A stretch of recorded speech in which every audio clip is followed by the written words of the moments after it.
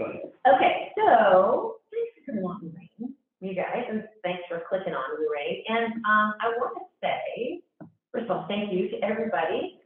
Some of you know, some of you don't, that John had that surgery and then he ended up in the hospital, and it was really scary. I mean, I don't think he was in great danger, but it was because, like I said, white nurses were all. So, and I thought about this group, and I thought this is so much more than just go find a job, you know, because I heard from you guys, and it was really like a lot.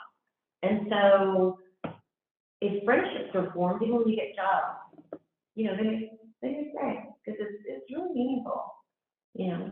So thank you. Scott, did you want to say anything about anything?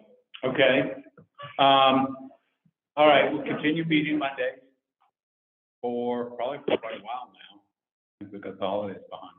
We'll figure out February, President's Day. You know about, is anybody new here? Who's here? Anybody new? I think Patricia's been Now, here Patricia, a long time ago. Patricia, do you know about our Box account and all of our resources that are on the link is on the church website?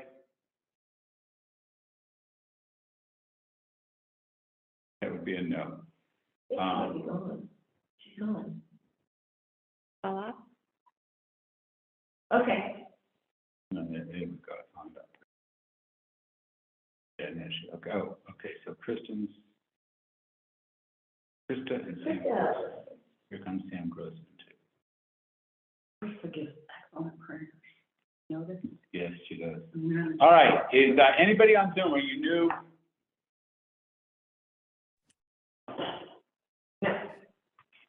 No. Okay. So then you know the resources. Do use the resources. Okay. Did you look at them at all? No, that's I fine. mean, I clicked on the link. This isn't. Don't get graded on homework. We keep repeating because there's so much going on, especially when you first start with this group. Okay. So the big things are check out the resources. And check out there's the volunteer list. And so anybody will sit with you. Anybody will go on that list, will go have coffee with you and sit. You know, Susan, for you trying to figure out, okay, how do I kind of narrow down or focus? Sitting there talking with members of this volunteer list will be a huge help. Okay? And I'm not sure I want to narrow down. what? I'm not sure I want to narrow Well, down. but when you're talking to, I mean, I thought about you a lot this week. When you're talking to one person, right, or going after one thing, you need to be focused on children's jobs. Oh, right? no. Okay, so you need you need a resume that's No, I have focused different on. resumes. Okay. Yeah. See, but one of the things though is you also have to keep your mind focused, right? If you're trying the shotgun approach, so whatever, but you want to sit and talk this through with some of the volunteers instead of just talking it through in your head, because that's a scary place. And then what? Oh, really? Yeah. Oh, thank you. Yeah, just send it to me. And you guys online, anybody, I'd be happy to do that. And then there's the volunteer list, and then there's the Zooms from all the this year's sessions pretty much are on there, or last year's sessions now. And then you know about Stephen Ministry, because I've talked about it to all of you just multiple times. And you know about the Benevolence Ministry. And keep an eye on the people around you, right? This spring could be kind of tough around for people, okay? So keep an eye on people, especially, post-holiday, the winter doldrums, just anybody you see, stick your foot in then stick your foot in their mouth, wherever you do. You stick your nose in their business. That's the cliche. That's it. Yeah. So stick your nose in their business and say, hey, there's a great thing. So with that, then let's have a little prayer get started. God, thank you. Thank you for bringing us together. Thank you for helping us with the technology. Thank you for sending your messengers to help us with the technology. And God, thank you for this ministry that has been around so many years, helping so many people. And God, we know that you are watching out for all of us that are on this session tonight, and we thank you in advance for the successes that will come in our life. In Jesus' name, amen. Amen. All right, so we're talking about interviewing and interviews. So, the group on Zoom and the group here, anyone have an interview since we saw you last? Yes. Okay, how did it go? What was it like? So one of them was like a 10-minute like screening interview, and I don't think it went as well as I think me and the guy communicated, but he asked me 3 questions, and he asked me how much revenue have I brought to the company, how much am I currently making, and This is a sales interview for sales? yes. So how much I'm currently making and what am I looking to make. I did not know how much revenue I made the company. And then I didn't share my current salary because I feel like if I said something, You could give a range. yeah, well, I Well, don't want the interview, I mean, really. to, yeah, I'm clear to advance that, because they shouldn't be asking you what your current. Yeah. They can ask you what you're looking for. Right. yeah, well, I just said I'm not comfortable sharing my current salary. Do you have a specific range you're looking to fill for the position? And then he, told me the salary plus, the on-target earnings. Look at you, he turns that around. Yeah. Isn't that Got it. cool? Yeah. It's HR, she knows. I'm not even saying, yep, you got the info. Yeah. To Auburn, what, if they say, how much do you want to make, or whatever, you say, well, what is the position worth? Or, you know, just like you did to turn it around. Defend the things, you're not boxing yourself I up. also want to do research. Yeah. What the market was there, because every region is different. If they're really good, there's one person that figured out how to flip it back on me. And then I felt really squeezed and pressured. So I made the mistake of telling them. And then they're like, oh yes, the salary is like exactly that, plus a little bit more. And I'm like, I knew. Yeah. You can always say, I'd like to learn a little bit more before I give you that number. I need to learn a little bit more, if they're really pushing. When they keep putting it back on you, that would be good.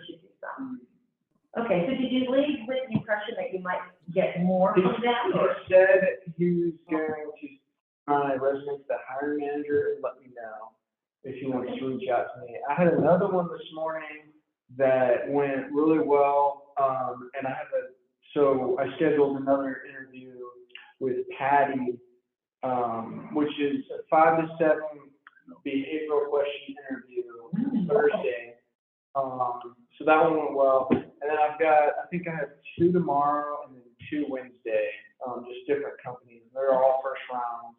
And they're all sales, They're all sales, yes. all commission? With base or? One of them I know for sure is commission only, like 1099, but it looks interesting to me because the website's called Closers.io. Okay. So I'm just hearing them out, but they sent me like a 15-minute video. I watched it. It's kind of pretty interesting. Cool.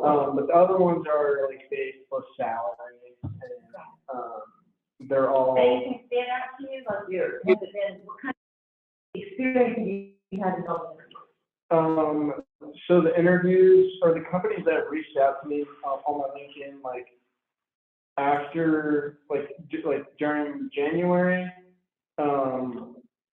just about all of them have been really interesting to me, and I think I could see myself working there. Last year, there was maybe like 2 that were interesting, or maybe 3 that I interviewed for, but I didn't get as far as I hoped to because I wasn't as skilled at interviewing, I guess, or I wasn't what they're looking for, I don't know. But And or 7 other things. or 7 other things, yes.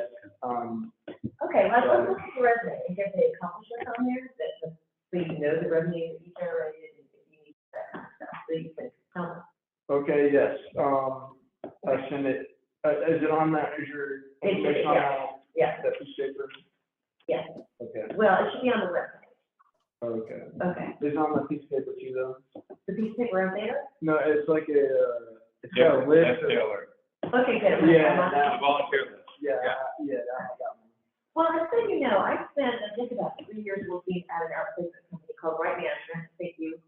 Are you the person? Okay. I'm right. Yes, okay.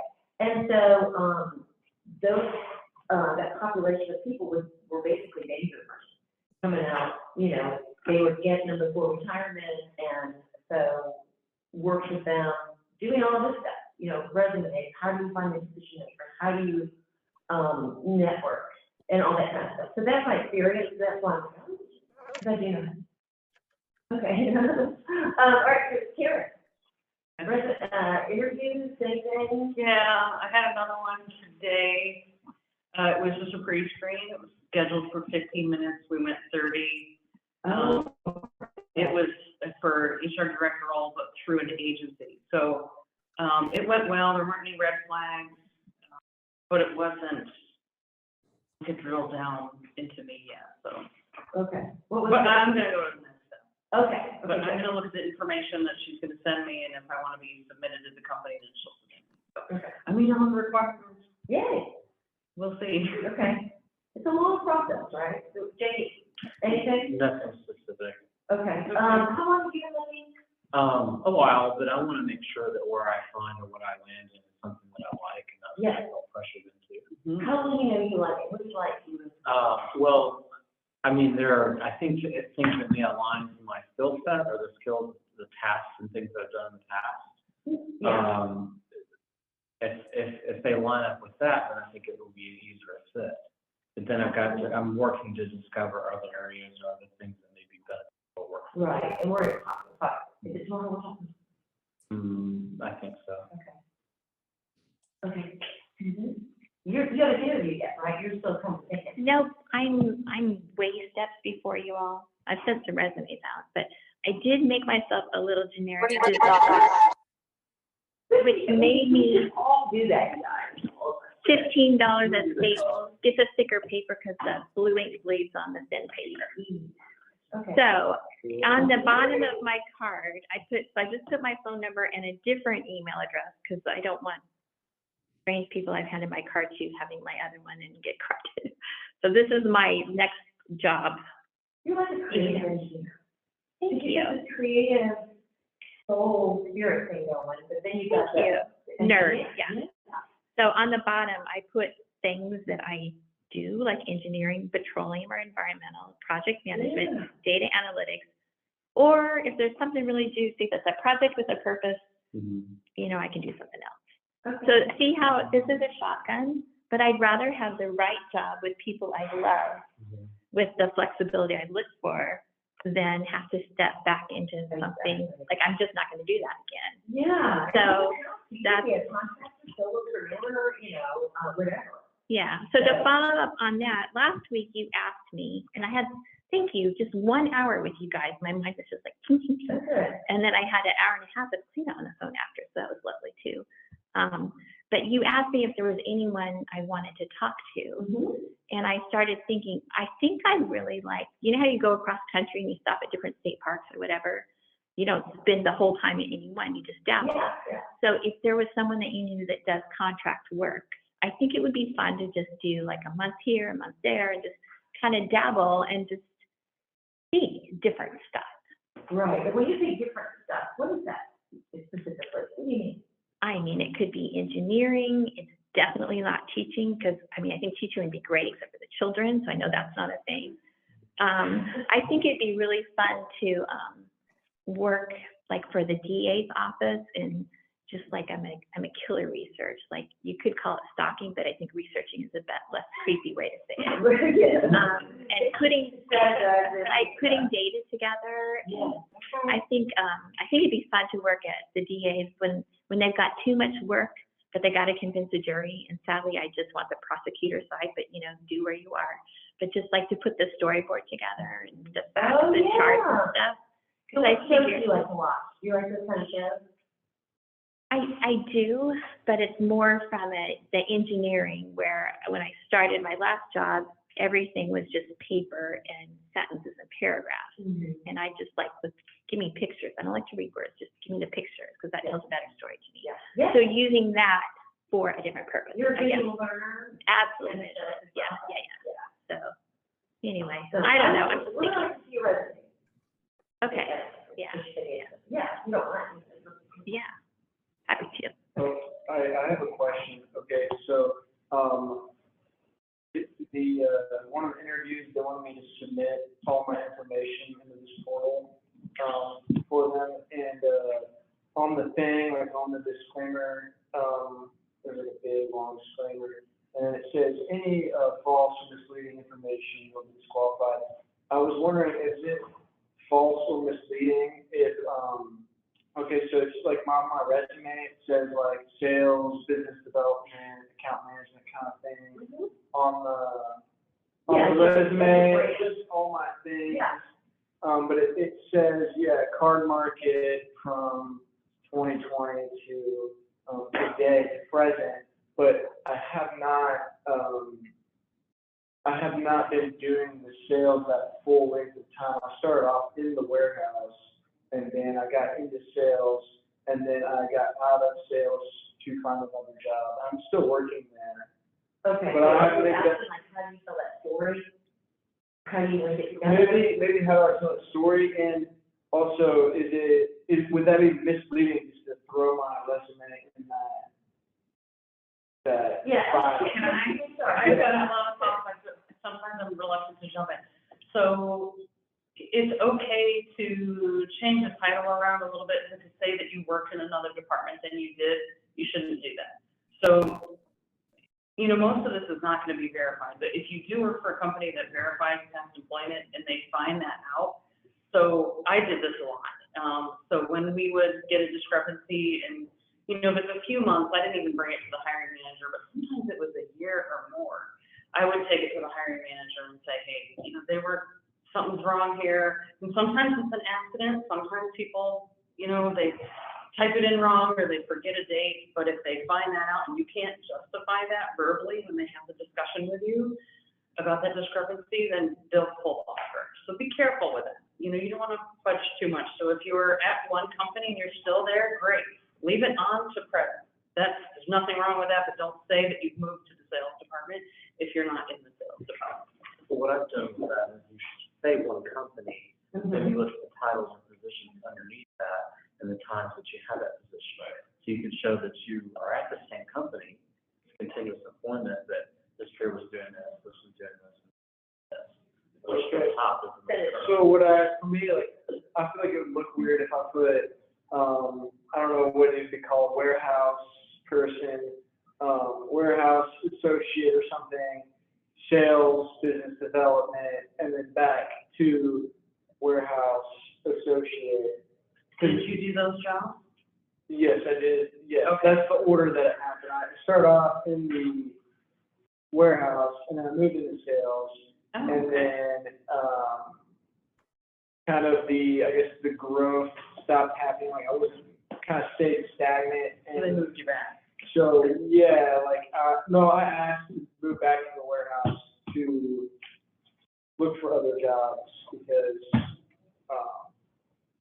I guess I talked with Justin and we kind of felt that I guess I don't know if it'd be I don't know how to put it nicely. It's All you okay. have to do is just be able to explain that. It will Explain. probably come up, and Like so you suggest. be ready. So list it like that. This is three sequential. You know, warehouse, sales, warehouse. Or warehouse, comma, sales. Then leave the rest up to when you get in front of them.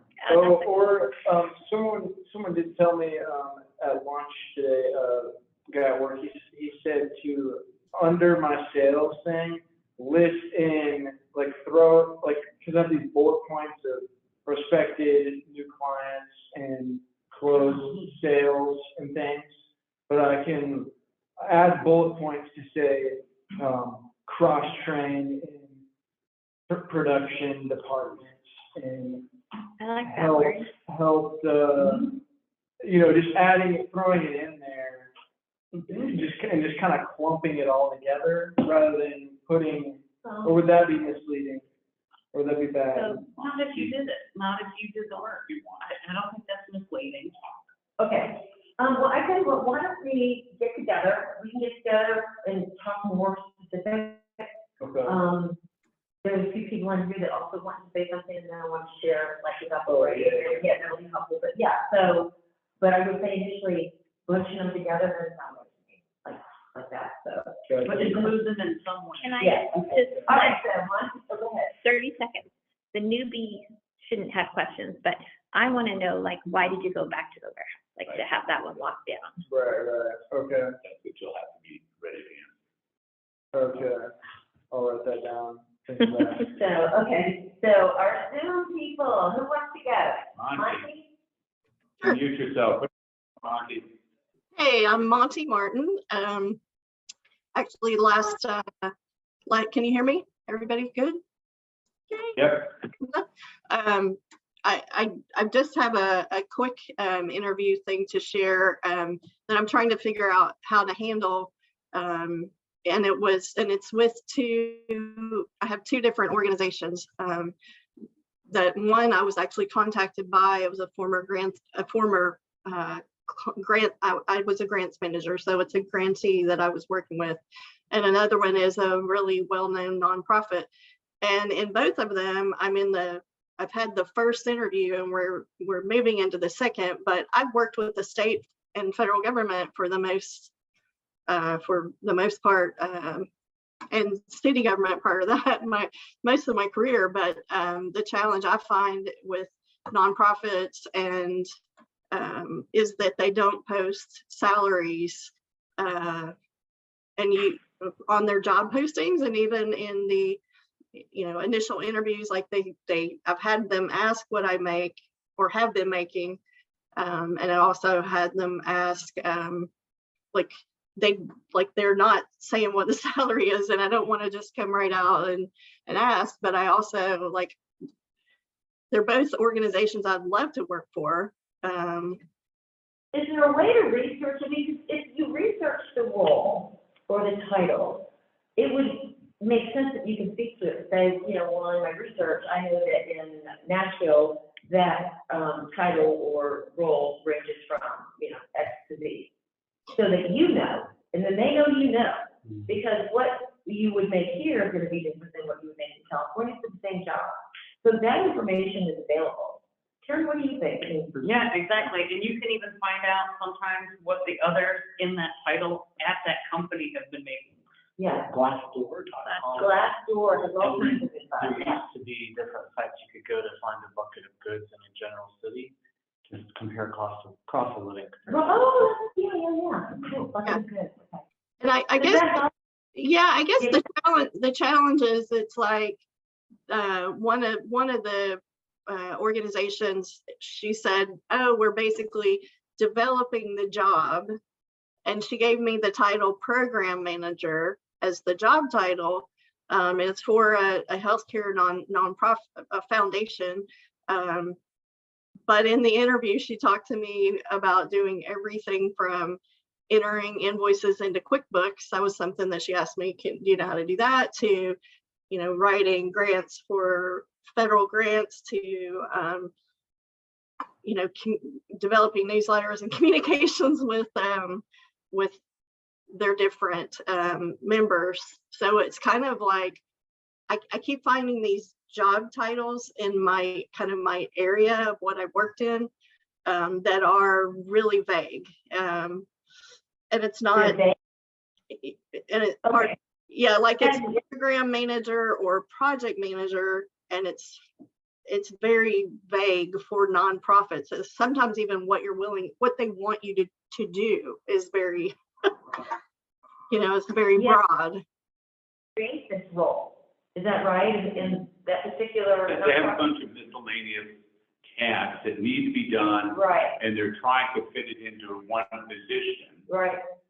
And it sounds like a mishmash, but it just depends on the personality. Yeah. It could be a personality who likes to have their fingers in everything going on in the organization, would be a perfect person for that. Yeah, yeah. Someone who, say, oh, I need to know my job, and, I need to know the job description because I'm a very structured person and that's how I work best, probably wouldn't, that's kind of a message they're sending. You probably won't work well with this position. Right. Yeah. Yeah, and I feel like I'm a good fit, and they both told me they want me to come back for a second interview. And I know the one hasn't even advertised for the job. She actually reached out to me by email before I left my last job, and that's the one that's being very, very vague. The other one kind of had a range, which was pretty acceptable.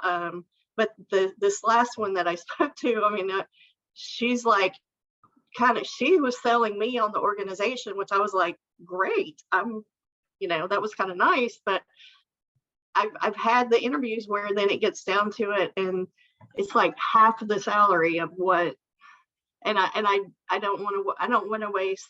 I like talking to people because I usually figure out there's a connection somewhere. If it's not now, maybe down the road I end up some form or fashion crossing or working with them in something. But right, we have someone that volunteers, and she spoke for time, Susan. No, I can't remember how to pronounce her last name. Anyway, she's an expert in nonprofit and strategy. So I'd love to connect you guys. yeah, So that you would be can great. She freelances for nonprofits, and she's done it for a while, so she's very familiar. So I'm not sure what's the best way to do that. LinkedIn, Huh? LinkedIn? Okay. or just give her her number. Yeah. So if you have the information, like you could just text me or email me, and then I'll put you guys together. Okay. Is your information on the chat? Can you put that in the chat or? Do you know where the volunteer list is on the Box website? Yes. Okay, on the volunteer list on the Box website, Beth is on there, That's it. Okay. and it's got all Good. Okay. of her. Yeah, so I'll connect you guys, and then we can talk to you if you want to. So what's the next step? When is your next interview? You say you're going to the next step? Well, the one that one of them let me know she's going to be out for a few days. Her daughter's having a baby. The other one emailed me on Friday to let me know that they're finishing their first round of interviews tomorrow, but I'm definitely in for the second interviews. So I feel like it's both are good opportunities, and it's on their time, obviously. I mean, always a really good word is specific. Could you be more specific what you mean about, bunching the tasks? Or could you be more specific about the actual role? Because if they can't speak to it, that's a sign about the whole organization. I mean, it may be that you go in there and change the whole culture or whatever, but you really want to know if they can answer. And I think what the person who was speaking before me was talking about, being able to go into a place and try different job roles. That's kind of, I think that I'm that kind of person, and those jobs have found me. So it's where maybe because I'm willing to do those kinds of things, and maybe it's my job title. If you're in external affairs, communications, you get pulled into special projects, and like that was interesting to hear her talking about that. And it's more like special projects, and I feel like both of these organizations, because one said research and grants, and then that was the one that I knew for sure. The one that contacted me that I'd worked with said it's a new job, we haven't really created it, so it can be. You like doing that? Yeah, I do. It's definitely I think Your ideas of the position. If they're vague, you can go, I'm thinking, what would it be like? Find their need, their issue, and then you talk about how you can work with that, fill it. bridge the gap. And I'm thinking too, if you're contracting, you could say, I'll do task A, B, and C. Yeah. Yeah, I have somebody that I'm working on right now with, on a contract basis, and it's consulting. And I sent that proposal last week to them. So I've done that kind of work before too. I really want a regular gig, that has benefits and all that kind of stuff. I've worked for government and I like having good benefits. So as much as I can work on my own and have a lot of skills, I've done that in the past, and I just feel like I want to be in more of an organization. So I can consult, and I can sell myself all day long, but I want to sell myself into the right full-time position. Okay, well, when you see my information, I'm happy to look at your resume if you want to send it. Yeah, that would be super helpful to try to. Thank you for sharing that. Anybody else, Michael or Ellen, have any interviews last week? We're coming up. Okay. All right, so we wrote out the 9 reasons why you might not be getting interviews. So interviews are, I don't know if they're a racket, you know. I'm sure you feel that way sometimes. But here are some of the reasons why you don't get the interview. You are good at doing your job, but not acing the interview, which is really what we're going to be talking about in just a few minutes. Is that the case for anybody that you feel that way, that you didn't, you know, like it was a perfect fit? I didn't ace the interview. Yeah, I thought there's been jobs in the past that would have been a match, but then, you know, prior to what we've all had to do in the last few years, shown up and I'm sitting here and have somebody across from me that's interviewed me, people that are in another state down here with a camera, and I have no idea who I was supposed to look at. Wow. You know, so it was that kind of, I don't know if that goes on them and on me, but at the same time, yeah, there can be situations where you don't know what you're going into socially when you get there. Right, You know? so it's hard to have the attention. Yeah. You don't know Can't read the exactly what to do. Yeah. You talked to the wrong gatekeepers. Hey, Karen, you had an example about that. Can you with the gatekeepers? Yeah, and I've just been learning, about that first step and then the hiring managers. And I'm in HR and I've done talent acquisition, so I've just been learning where to spend the time, where to go. And for some of us that have challenges in their job history, we have to go around that. So I'm currently learning that. Like, and how do you find gatekeepers? Good question. So through LinkedIn, I look at the department, I look at the company, the department, and try to find who's leading that. Like for me, I'm in HR, so I would look for who the HR officer is or who the HR director is. The role I'm applying to might be reporting to. You can see the city and you can look at people under LinkedIn and just keep, you know, typing, doing different searches. And today I actually just took a chance and reached out to somebody and just said, hey, I'd really love to work with you, and I just applied for the blah. She didn't answer, but Well, wasn't that nice? Yeah. it was scary. Oh, I love that. No, it was scary. Yeah. But that's what some career coaches recommend. When you're uncomfortable, you're growing. And Okay, thanks. you I'm may growing not, a lot. you just sent that today? Yes. She may not have been working today. True. The other thing is, are you using regular LinkedIn, or do you have a subscription? No, I'm using regular. Okay, so you're just digging. I would do it if I could afford it. No, I understand. Well, my point being though, is so it's LinkedIn and everybody Yeah. has access, Yeah. right?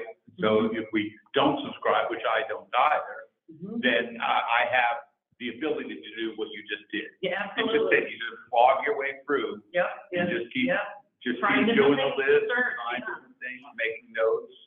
Because you might not know what their title is, but, so one thing I also learned is, I was trying to connect with peers or someone in talent acquisition, which I think is a mistake because they don't really care, they don't want to hear from you. But trying to find your next boss. So trying to find out who you might be reporting to, somebody higher than that person, higher than your peer. That's who I'm targeting now. Okay. I'm trying to think, I wanted to share the story. I went to Florida over the summer to see my dad, and we had a really weird experience with the rental car. The guy went out to get it and came walking back and does the car, and then we got. I was like, okay, did you get some gas? Well, if we give you the car, you get gas, and you run out of gas, I mean, I'm not kidding, then you have to file with your insurance. And I was like, you know, we just come in, we swung, my dad was like, you know, I was hot, whatever. So, you know, in Don knows, I mean, I start getting like, snippy, and he's like, oh, yeah. So, he went and got the gas and whatever. So when I got back home, I, linked in the HR director for that rental car place. And he was helpful, and at the end, I made a really bad mistake. And I said, well, you know, if you need any help with this, you can, you know, I can help you or something like that.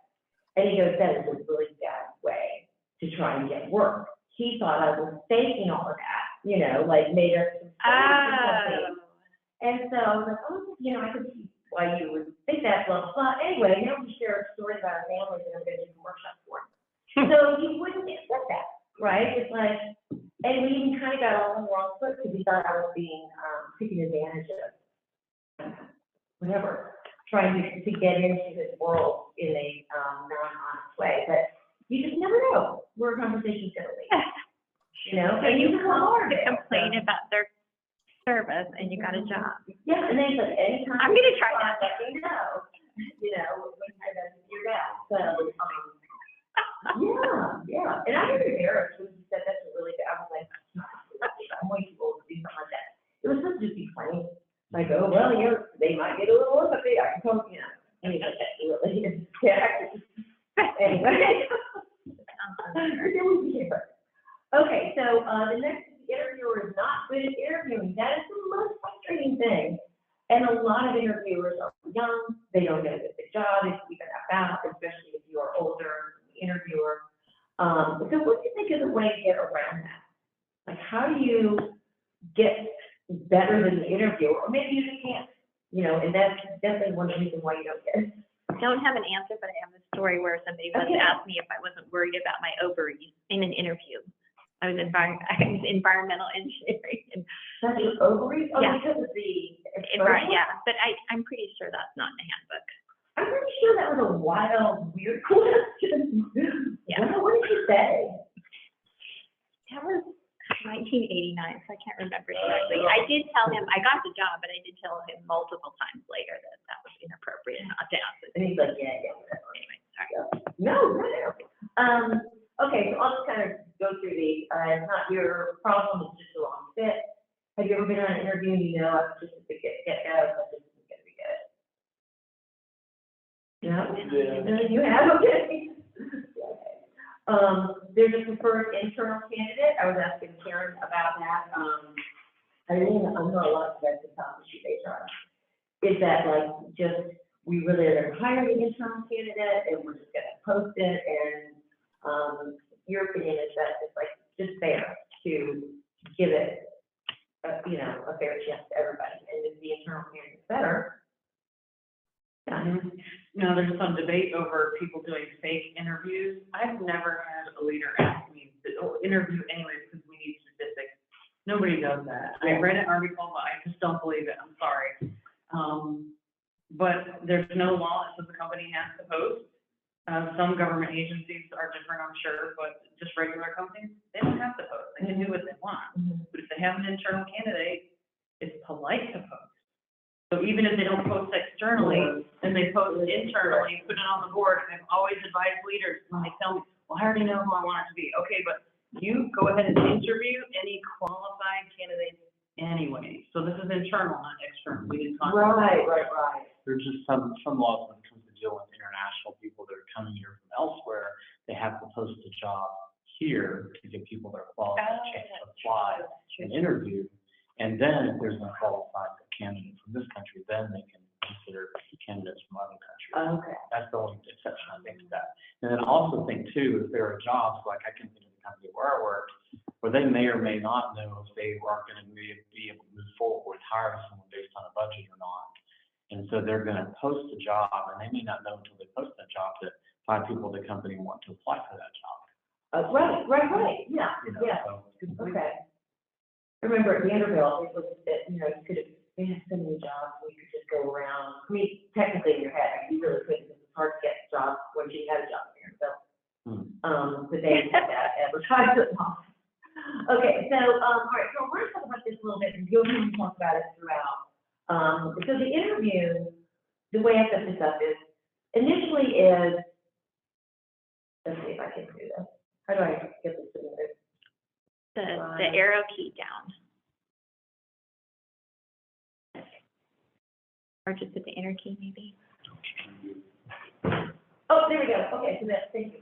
All right, so the title, right? And I've talked about the title before because our root brain, our amygdala, our old brains have not changed since the days of the caveman. Okay, so when an interview's coming up, let's see, what does an interview mean? It means maybe, are you going to eat next week? Are you going to, you know, fit in? It's all these things. And so when it's a tiger, it's a threat. And it's because of the root brain. So, like I said, that hasn't changed since the caveman days. So let's say you get the interview. All right, now you're going to get the interview, and so if you use your brain, there's the tiger, but not that deep brain. Because the new brain, the neocortex, has talked to the old brain and said, you know, last time the tiger didn't do that, so let's go a little calmer, and that's how you deal with your anxiety about things in life in general. But the reason there's that anxiety, that it's a reaction because it's a threat. You know, back then in the caveman days, it was like they needed to be able to eat and stay alive and reproduce, right? So a tiger was really a threat. Our tigers today, mine might be a bill, or did I get the mail that I wasn't expected? With the car, I mean, it can be anything that it's like, oh my gosh. So if that's something that happens often, like with interviewing, you can calm yourself down from that. And it works because your brain doesn't notice the difference. Like, it's okay, we did this last time, your brain goes, oh, good. It believes you. If you're like, oh my gosh, we can't do this, your brain's like, you're right, you know. It will take cues from you. So, the neocortex, that's the part of the brain, that's the new brain. So it's kind of the frontal, and that's where logic lives, rational thought, our language, skepticism, right, and judgment. So if you're trying to sell, Jordan, to someone, you want to get to a different part of their brain, because the neocortex is where they take it up. They know, or I'm skeptical, I'm logical. So, but the neocortex has the power to talk to your brain when you're anxious. Does that make sense? Any questions? So you're seeing like from both sides, like as a person in an interview, you've got this stuff going on, and then the interviewer is also using. Well, most people don't do this stuff. They really don't, and this is why the business of empathy that I teach is cognitive empathy. It's not the emotional, emotive, passionate, because that doesn't necessarily make it very clear. Yeah, we use empathy in the marketplace, but you know, I was the director of college, okay, and a lot of that was discipline. I'm not going to do that. I mean, you know, it's like, come on in. It was like that. You have to, it was during the flood. You have to mark that student's absent if they don't show up by Tuesday. That's like, I can't do that because I know that they. So it was a really bad fit for me. I can't remember what my point is now. How do you change it? How do you use this? How do you change it? Because what you said earlier, so have an interview, I'm scared because I think the tiger's going to eat me. How do I talk myself out of that? Okay. Well, the first one is like what I said, that the tiger now behind the brush. It's like, okay, so I've seen this tiger before. He's had a lot of interviews or few interviews. So it's basically the anxiety part that you're trying to bring down.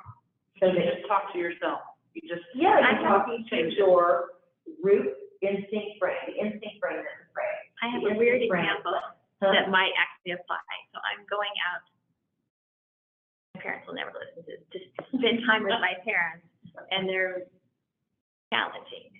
And I've done a lot, but I hear from them that it's not enough. So I have a book I was working on today. I have my Good Job Girls book, and I'm just gonna write it all out, and I have all these PowerPoint pages with pictures. It's a This- strategy. No, but I'm gonna have it with me, so when they say something, I can go, no, I did a good job.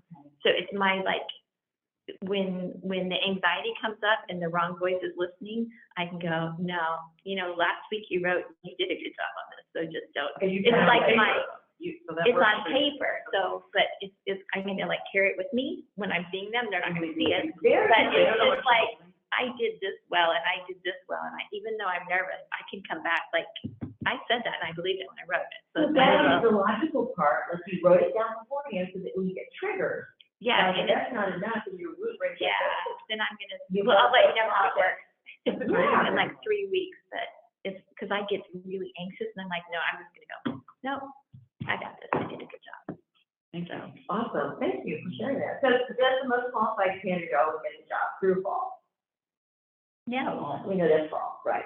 Because the one that interviews the best really gets the job.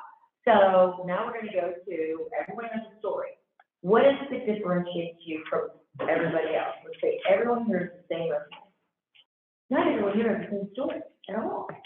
You've got a story, and I was talking to Karen about it today. I was asking these random questions like, well, what was it like with your brand, that kind of thing? And where did you use these skills? Because you can start a story with, I can remember, as long as I can remember, when I was 10 years old, I had people coming to me going, blah. And so that opens it up and gets the people in because you're in the limbic system of the brain. Okay, the limbic system is where your memory is, your sociability, your feelings and emotions, your trust and visualization, and this will be on the website. I know, I just learned better by writing. But yeah, I'm a doodler. So you want to get to that part of the brain, the way to get to that brain is the story. Because the story has emotions, but you tell it in a logical way. And I think I shared with you guys last time about a client I had, and I was like, why nursing? And she's like, I went on this mission trip, and a volcano started erupting, and this poor little girl, she got separated from her mom, and I ended up bringing her down the mountain on the back. And I was like, so I was just so moved by that. And I remember still her today, 5 years ago. She probably graduated and been married, but this story resonates with people. Yeah, and they're appreciated because they're considered, don't you? Perfect people are boring, and I don't want to be around perfect people. I like the funky, unique people that, are imperfect, because perfection is boring. So anyway, and this is something we'll work on throughout our time together, because this is such an important piece for all parts of your life. But if you can understand your brain and tap into the part that where you can make change, then that's true change. And it takes time, and it takes repetition. Aside from public speaking, do you know what people are most afraid of, like research shows? Anybody? Snakes. How many times do you see a snake in the elevator? You don't, right? It's like, why is that such a fear? Because we really don't want to cross them too often. So again, it's like the instinct brain, you're irrational, so your neocortex is like, I'm going to snake, we're in the elevator. Not very many. So it calms you down. Gets that cortisol down. Because the cortisol is the, and by the way, tears, get rid of cortisol, so if you're crying, it's a good thing, because you want to get rid of the cortisol. Questions? A lot of information, I know. But I took a neuroscience course training with my mom. It was 2018. My mom was just about to die.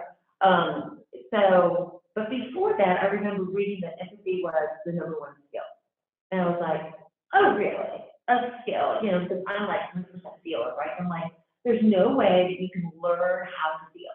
That's and I was like, against what they were saying until I took that class, that training. And it was like, oh, that's how you can do it, is you can tap into that other part of the brain and be logical. You can be logical with empathy, you can be logical, with feeling. So it can be a skill, because you put it through the neocortex. And all this is, it sounds like it's a science class, I know, but once you get it, it's just like so cool, because you can shift, from, it's like exercise. I'm gonna exercise the logical part of my brain, and Don really appreciate that, because I'm like, all the time, you know, and he's like, yeah, he's just, whoa. So, you can exercise it and practice it so that it becomes stronger and more dominant. If you do your personality profile, people will say, are you extrovert or introvert? You're really a percentage of both. You're not one or the other. So if you are, I'm 100% feeler, let's say I want to get 10% cognitive. So I practice exercises for cognitive thinking and making decisions differently. So it's just so powerful. And for the interviews, you can really utilize it and go, okay, you know, interview Tiger, or you've done it, you know how to do it. You know how to interview. It doesn't have to be the Tiger. But I will say that the story is so important. You guys will come up with stories, and it doesn't have to be a business story, it can be a kid's story. I was talking to an executive today, he's gonna lead a group, and I said, what do you do really well? He said, I'm motivated. I said, tell me at a time. Same thing, you know, people get really, I'm like, oh yeah, tell me you were a kid. He's like, I can't really think of anything. Well, it's football captain of football team. I'm like, you were. Yeah, man, we were down 0-4, like 0, what does that mean? Like 4 games they lost, right? Out of 4. So we motivated him, and they went from that to 4-6. So, and that was even in high school. But that resonates with people. How many people do you know that either watch football, or in football, or high school football players? You know, I had to, you know, become an Alabama fan when I was young, so it's just sort of a have to. I bought football for them. Those books are good. You can quick, you know, educational something. So anyway, but that's how you utilize those parts of your brain. And the more you do it, the more you'll understand it. And I'll also talk more about it as we go along, like I said, and coordinate to empathy as well. So questions, you guys? How else do you get rid of that cortisol besides crying? Oh, well, It's a legitimate question. But your internal dialogue is what you tell yourself. You know, you're gonna believe what you tell yourself. I'm not prepared for this. I'm gonna have my book. Yeah, and you just, you guys write this down, Amy Cuddy's TED Talk, I said that to you guys, and I was going to, it's about the power pose. And that's another great thing, because your pose gives you different hormones. What was it called again? Your pose, oh, Amy Power Cuddy, pose. power pose, Cuddy, I'm putting it in the chat. Amy Cuddy, yeah, it's like the Wonder Woman pose, I guess. TED Talk, you said? Uh-huh. Okay. And it's really interesting, because when you, like, women say I'm sorry a lot, right? So sorry is really sorrow. It's not. So it's like you're, I'm sorry. It's like you're really going down, and your power zone is gone, because you're, I'm sorry. If you say I apologize, how many of you are going to, I apologize? Oh. Don't say that. I'm sorry. no, I do that. It just flows off the tongue. So we say I apologize instead? Yeah, because an apology is, an apology. Sorry is sorrow. So if you bump into someone at TJ Maxx, are you really sorrowful about that? Okay. You know, and I know it's a culture thing, but for me, I'm just like such a word thing. I don't want to say sorry, because then I'm kind of like, sorry. I just have like a sorry, whatever. Interesting. Yeah, Well, yeah. and that goes more towards thinking about what you're saying rather than just saying things, because, I mean, Being intentional. Yeah, Yeah. yeah, we just say sorry. We didn't do yeah, that. well, and gosh, I think it's kind of a Southern thing, but, you know, you Yeah. grow up hearing certain words, your parents saying something, you've got to train yourself to, as if you're being educated, to act and speak differently and appropriate to your education, and that goes Exactly. along with thinking about things, what you're saying and why you're saying it. Exactly. What is your purpose? What is, you know, how do you want to show up? What do you want people to say about you when you leave the room? How do you want people to gossip about you? You know? What is Susan, you know? So there's flirt and there's being intentional. Those are opposites. I used to, I was a counselor for an elementary school, and I would come to kids, you know, you are influencers, they didn't know what that word is. But I said, if, Scott is new, a new kid, and Jordan, you go to class and go, man, that Scott guy, he is cool. I want to sit next to him at lunch. Everybody wants to sit next to you at lunch, and that's your first impression. But you could also go, that guy stinks. Oh my gosh, and everyone's like, ooh, that's a big deal from, say, an 8-year-old, That sets the stage. So our words are really powerful, and they are for ourselves too. Okay, the 6 limbic elements, I'll just be real quick. So this is why it's so powerful, because it's an emotional part of the brain, visual, you see, experiential. We're talking about learning styles, really, like kinesthetic. There's contrast. It needs to be simple, and then ego. So what's in it for me? So all of this stuff is in the limbic mode, whereas in the neocortex, just the skepticism and judgment, like, I'm not going to do that. And you want to get past that, and you get past it with your story. It's almost like you take people off guard with your story. So that's the 3-layered brain, it's just all goes together. And then the BLS.gov, that's the Occupational Outlook Handbook. You guys heard of that? No. Okay, it's a government site, and it's about any job you could ever think of, what the requirements are, what the salary range, and what the future of that job is like. If you look at marketing, it'll say other jobs that are similar, and the titles are changing every day. It's hard, it's the Bureau of Labor Yes. Statistics, and it's hard to use, so if you get in there and you're playing around thinking. Use the HUD thing, I think. It can be challenging to use, so that's not you, that's. Yeah. So like I would look up, say, executive prep, so it'll look at the HUD thing, so I can be more specific and I can go, no, because it is a and then 16personalities.com. Yeah, you guys, if you do that, I'm happy to go over that with you. It's fun. And it helps you communicate. We should do that and have one session where those who are Oh, willing to share. yeah. That would be Share. fun. Yeah, would you guys be willing to do that too? They're willing to On share. Zoom? The results of the test, it's a personality test. Is that Myers-Briggs? It's a Myers-Briggs derivative. It takes 12 minutes, so it's not super long, but it's pretty darn accurate. And if you know how to communicate with people based on their personality, you can get so much more. It's free. I've done the Myers-Briggs. I know what mine is. What is yours? I'm an ENTP. Okay, ENTP, so intuitive, extrovert, T is the thinker, the F is the feeler, and T is perceptive. So you're kind of a woo person too. But the thinker keeps you out of that total, like, magic fairy zone. Right. So you kind of have multiple personalities. You do at different times of the day. Me to this one. No, I was personal. Yeah. Yeah, so that would be fun, you guys do that, and we can go over it. I use it for executives to just understand, like someone who's more analytical, you want to go to that cognitive place. I know I talk about Don a lot, because we're together every single second of the day. But, like, I might say, oh my gosh, I'm so excited because I found this sweater and it matches perfectly. And he'll go, was that the one on sale? And it's like, who cares? But he goes straight to this logical thing, and I'm like, whoa, you're so good. So I don't really do that a lot, but feel free to do that. Yeah. So yeah, so I'm better if I come in and go, hey, I want to tell you about this great deal I got.